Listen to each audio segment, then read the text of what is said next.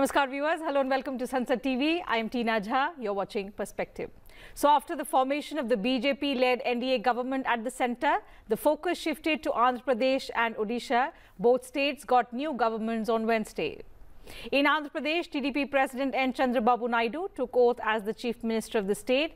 This is the fourth time that Naidu will be serving as Chief Minister in his more than 4 decades of political career.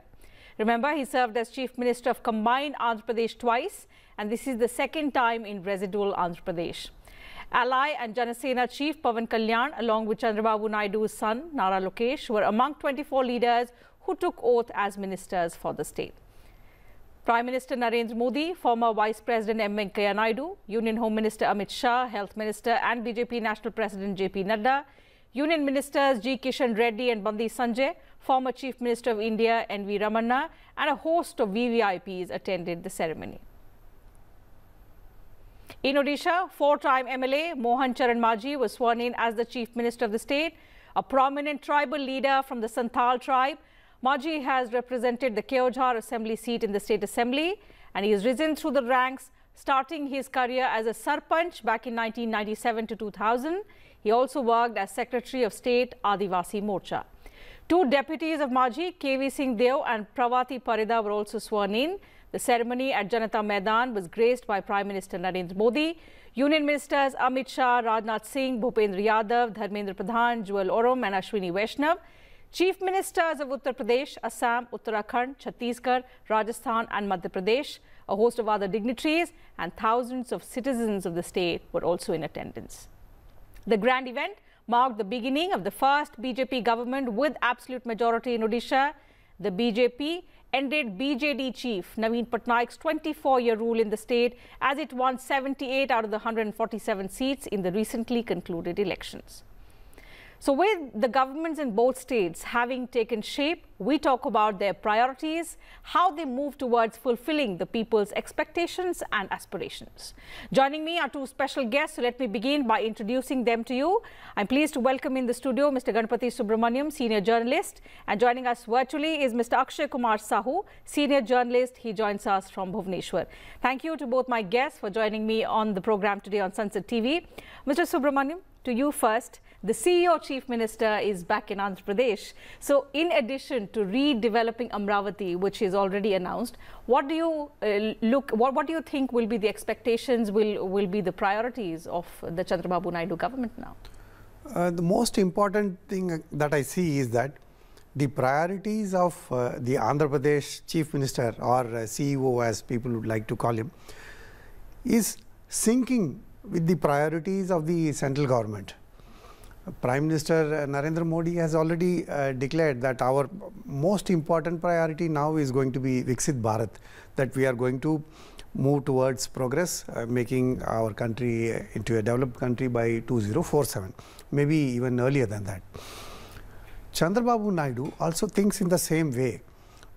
The amazing things that happened in Hyderabad during his tenure, and he is the primary reason for many industries, including IT and software, taking root in and around Hyderabad. Probably now the same kind of expectation is coming up in the Amaravati region. People of the region expect that they are going to witness massive development, infrastructure building, and a lot of industries coming in and around that area. So therefore, the focus of both sides now is on development and economic progress. So that is good for both the people of Andhra Pradesh, and also Andhra will become another driver for the country's economic growth. So that is the expectation as of now.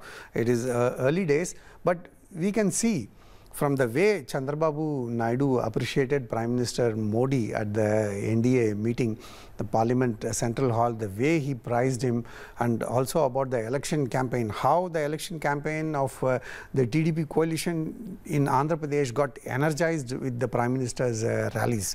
So both sides are really now very keen to work with each other, and Chandrababu Naidu is priority is development of Andhra Pradesh, while the central government has already said that the first 100 days, a number of steps are going to be announced, and budget work has also begun, and we are going to see a long-term vision of this government in the first full-term budget after the Lok Sabha elections.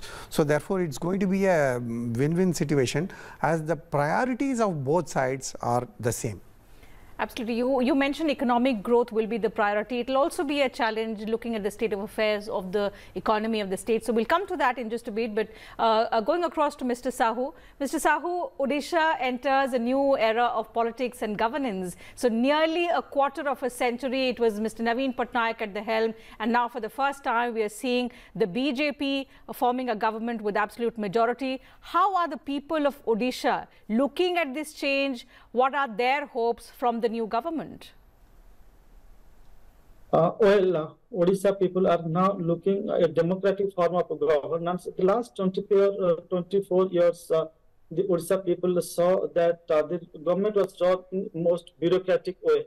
Naveen Patnaik, whom people outside the state consider that one of the best chief ministers in the country, actually he was heavily dependent on bureaucrats to run the administration. A few bureaucrats in the third floor, which is the state secretary's top floor, they were actually calling the shots in the administration, as well as they had also their hands in running the Biju Janata Dal. This was not liked by many in the even in the Biju Janata Dal. People were fed up with the kind of the style of the functioning of this government as well as the party, and Chief Minister's inability to mingle with the people directly, that was also another handicap. Now people thought that we should have a government, ministers and chief ministers of which they can directly interact, they can directly interact with people, they can know what are their grievances, and accordingly they can also act.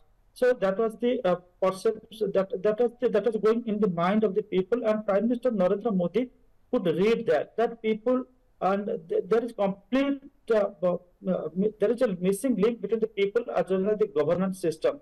So he immediately coined the term Odia Asmita. People don't see the state being run by Odia man. So this chief minister cannot speak Odia, just reads out Odia speech written in Roman script. So people slowly could see that. This man should go, and there should be another person who is completely Odia, and Prime Minister focused only on that issue, that Odisha should have a 100% Odia man who can speak the language of the land, who can understand the language of the land, who Absolutely. can understand the pulse of the people, the problems. The thrust on reviving Odia Asmita is something that the people rewarded the BJP with. Now we are seeing a new man at the helm, Mr. Sahu, a four-time MLA from an area, the Keonjhar resource-rich area, which hasn't seen a leader of this prominence. And it doesn't come as a surprise, because the BJP is known to spring up surprises, especially when it comes to picking chief ministers. So what is the message that the BJP has tried to give by picking a chief minister who comes from the Santhal tribe, who represents a constituency which has not seen a leader of this persona? But people outside the state, they might be considering that the BJP has chosen a tribal man, but Mr. Majhi has his own political oath. We have seen him on the floor of the house. He is a very vibrant leader who has complete subject understanding. He understands mining, he understands water resources, he understands forest resources, and he is a close friend of mine. And I have seen the amount of labor he puts in for collecting information, organizing. He's a research-oriented person, and he himself, he is the only man who has the ability, who has shown his ability to corner the government on many issues. So perhaps the Prime Minister has understood the legislative experience this man has. So, and that's why he has chosen. Actually, he was the actually he had got the indication from the Prime Minister during a campaign trail that he's going to be Chief Minister, and that's why his name was doing the rounds in Delhi and other political circles. And it will be unfair if we just say that he's a tribal man, and that's why the BJP has chosen him to impress upon the tribal communities. But the fact remains that he's a very vibrant leader, and a vibrant leader who has excelled in legislative activities. Right. And it proves from the fact that he's a 4-time MLA. Mr. Subramaniam, your thoughts on the fact, is it a mere coincidence, or do you see it as the BJP's outreach to the tribal community, giving them their due share of representation in politics? First, it was President Draupadi Murmu from the Mayurbhanj area, and she belongs to the Santhal tribe. The new Chief Minister of Odisha from the Santhal tribe, from the neighbouring Keonjhar constituency. Is it a coincidence, or is it actually the outreach to a community which has seen under-representation for several decades? As far as the BJP is concerned, this election result and formation of the government, it's not an end. It's for them, it's just the beginning. They want to make BJP so strong in Orissa that it should become another Madhya Pradesh or Gujarat or Delhi, giving them victory after victory. That is their goal. See, one time the BJP and the BJD were working together. Then the BJD was very friendly with the BJP even till the last elections. Yes. But at the same time, just during the time of elections, look at the party leadership's acumen.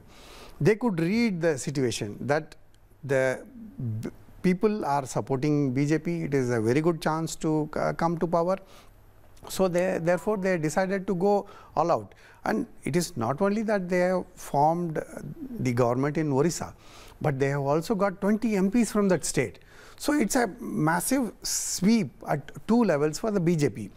The BJP leadership wants to consolidate this, because after 24 years somebody has changed the government in Orissa and the BJP has come to power. They want to make this into a permanent phenomena, yes, not giving opportunity to the Congress or the BJD to try and make a comeback. So therefore, the selection of the Chief Minister, 2 Deputy Chief Ministers and the Cabinet is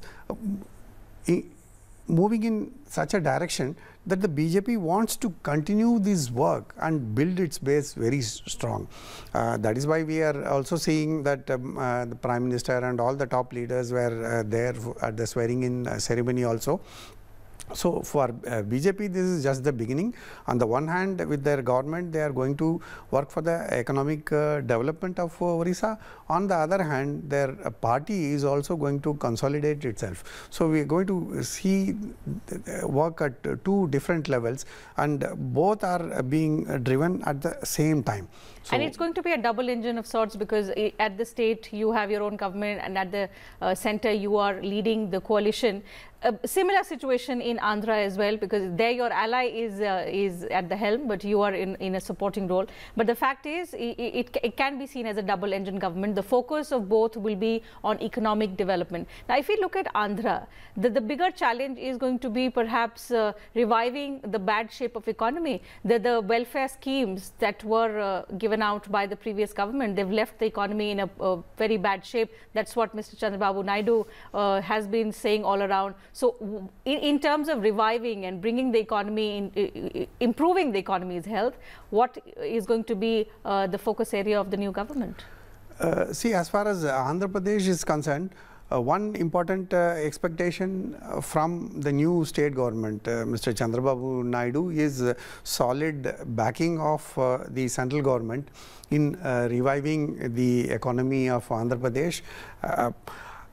He firmly believes that Prime Minister is committed to economic growth, and therefore all his objectives of building Amaravati into a spectacular capital and reviving economic growth all around Andhra Pradesh is going to be a reality. I have traveled in Andhra Pradesh before and after the bifurcation.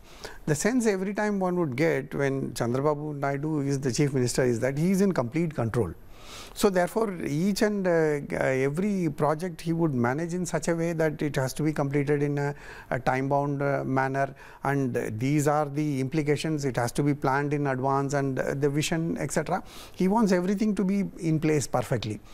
So therefore, the BJP leadership is not going to interfere too much with the Andhra Pradesh government, because Chandrababu Naidu is there, his deputy Pawan Kalyan is there, Nara Lokesh is there. So they are going to take care of the local economic revival. The big picture is going to be the contribution of the central government and BJP. In Orissa, the situation is a little different, because Orissa also has been deprived of the kind of growth many other parts of the country have been witnessing in the last, say, maybe 2-3 decades. That's been absent in Orissa. So there the state government as well as the central government are going to focus on bringing industries to Orissa, bringing investment to Orissa. Orissa is, mineral rich, and there are a lot of agricultural resources as well. But where are the industries? You have to build the industries to create the jobs and work for the welfare of the society. So that is going to be the focus of the BJP on both sides. But in terms of Andhra Pradesh, it's going to be Chandrababu Naidu who is going to drive everything with the support of the BJP. And in Orissa, it is going to be the BJP which is going to try at both levels to bring economic prosperity. Okay. Mr. Sahu, have we heard from the new Chief Minister what his priorities are going to be in Odisha? After the 10 to 20 minutes, the first minister is going to hold his cabinet meeting, and where some crucial decisions will be taken, and after that he will be meeting the press persons, and we are expecting that he will just share his priorities. But until now, he has not spoken a single word what will be his priorities. But yes, the BJP in its manifesto has outlined its priorities. It has said that it will just launch some downstream industries. We have got some large-scale industries, but in the last 20 to 24 years, Odisha has not got any downstream industries. And the BJP, which was in the opposition, used to say that due to lack of vision of the Navin Patnaik government, downstream industrialization didn't happen in the state.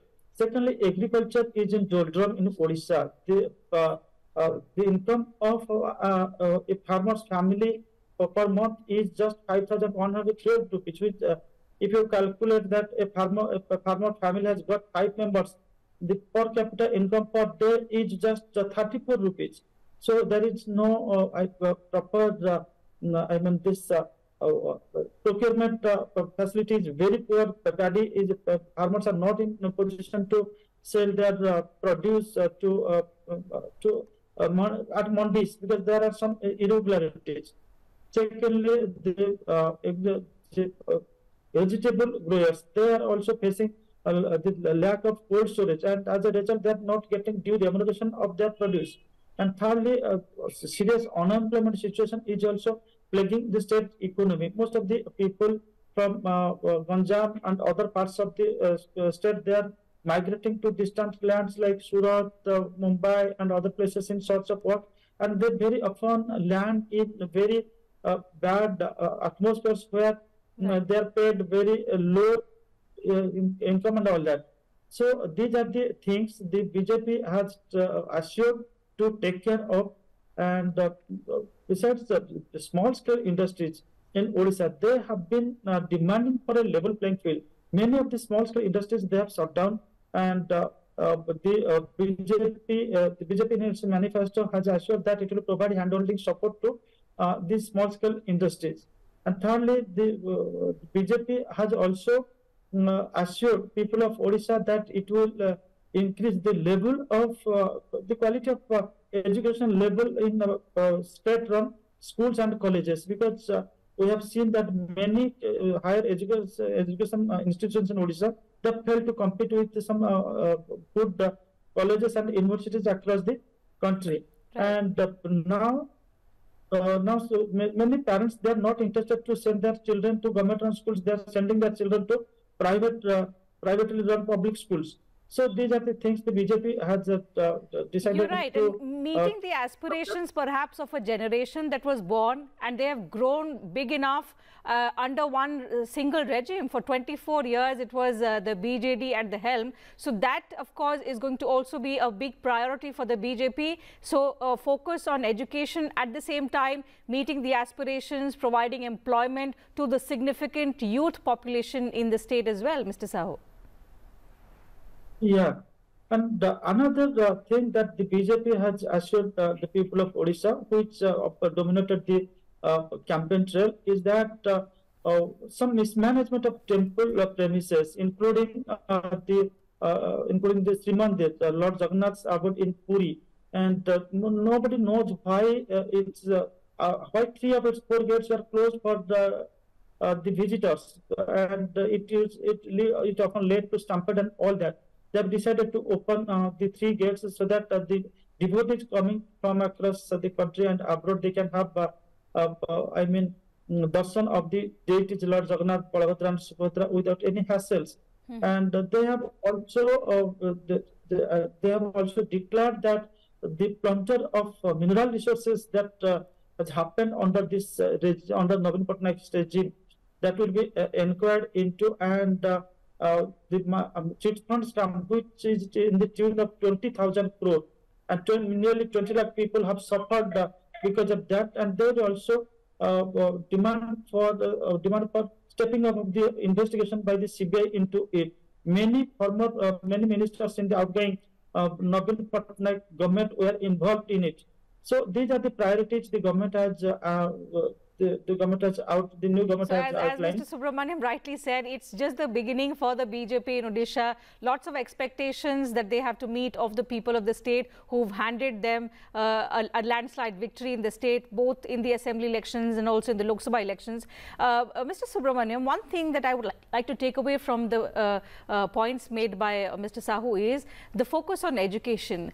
The same stands for Andhra as well. I came across an article which said that the Teachers Federation has demanded that the new government roll back some of the reforms which have left the education sector in a very confused state in Andhra Pradesh. Do you think that the Naidu government will also like to undo what confusion the previous regime had made in the education sector? See, the aspirations of the students of Andhra Pradesh are slightly higher than the aspirations of people in Orissa. Yes. If students in Orissa aspire for a job locally, the students of Andhra Pradesh, they look forward to working in the technology industry in the US or Singapore or Europe. So that kind of higher expectations are there. So therefore, the private institutions are keeping in tune with those expectations while the government institutions are lagging. So that is another thing Chandrababu Naidu has to take care. One, his focus on technology sector is well known. That is, it is impossible to grow that sector without a proper base of higher educational institutions. So therefore, I'm sure he will do it, or maybe he will leave it to Pawan Kalyan or Nara Lokesh to look after that. That definitely will be a focus area. Along with the other manufacturing industries, etc., he will definitely try to push for new technology and information technology related industries, and along with that maybe institutions from the government to upgrade themselves and provide the opportunity for students of Andhra Pradesh. So in both states, there are new governments at the helm led by different chief ministers. In Andhra Pradesh, it's TDP President N Chandrababu Naidu. In Odisha, it's Mr. Manjhi. What we've discussed is in both states, there are huge expectations from the people because they have voted for change. They have voted out the previous government brought and you know, sort of reposed faith in these parties, and expectations from different sectors are also growing as the new government begins to take shape. So it remains to be seen how the BJP government in Odisha and the TDP, it's an NDA in fact, the TDP, the Janasena and the BJP together, they work towards bringing about development in the state and also improve the health of the economy, which according to Mr. Naidu is currently in a bad shape. So these are things that we'll have to work out on, what policy measures they adapt and how they take development forward in both the states.